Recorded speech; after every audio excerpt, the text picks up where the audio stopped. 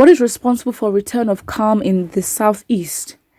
A crack team of soldiers and policemen arrived at the scene at Umwo Ogiahu in Ungorokpala near the Imo airport where Ahmed Gulak lay dead.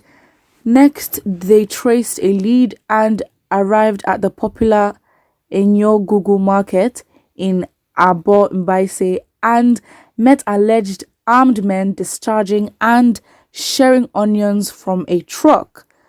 Shooting began and soon some lay dead on the side of the suspected armed men. A security operative got injured.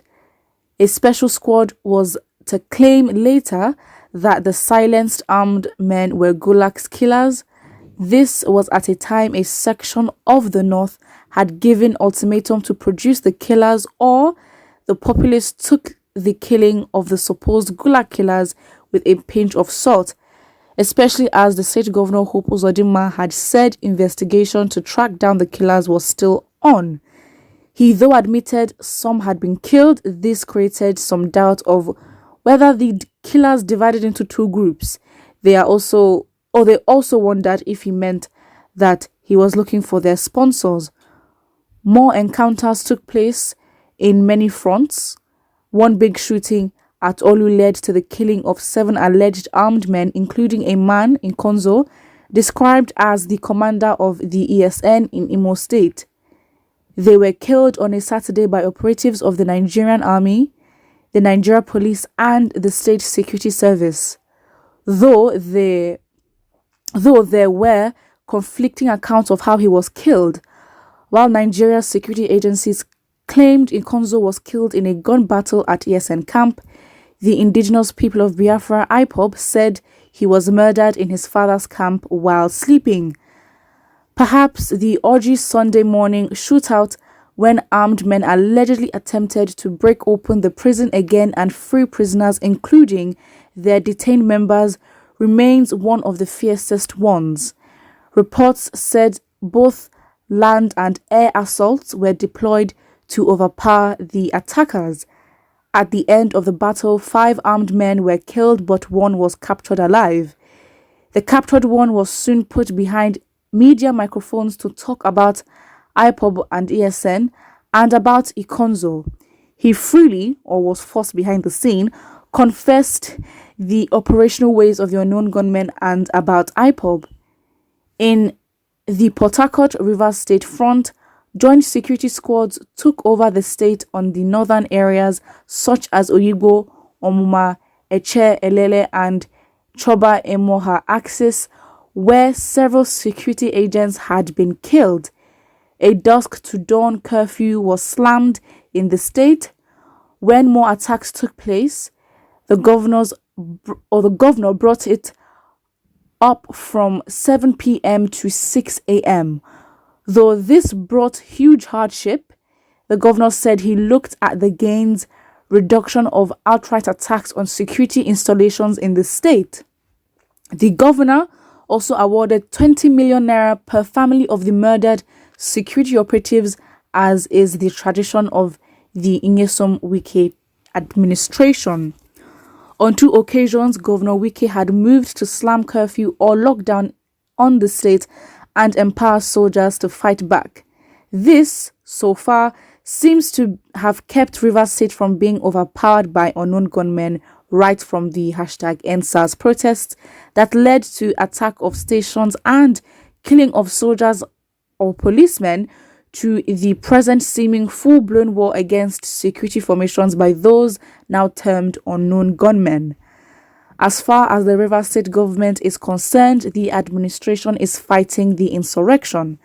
Now the guns booming in the southeast, especially in Owerri and northern Port Harcourt Rivers State, seems to ebb. Analysts have admitted that there seems to be calm in the southeast at the moment. The killings and bombings by unknown gunmen are no longer happening. The issue now is about what led to this seeming calm and who truly attacked the state. Some people said it was because of the president's tough talk and threats to deal with IPOB in the language they will understand. It was also believed that the suspension on Twitter by the federal government may have reduced the inciting messages and directives by IPOB and their supporters. First, sources interviewed are divided over who the attackers were, while the government keeps insisting on IPOB and ESN as the sources of attacks.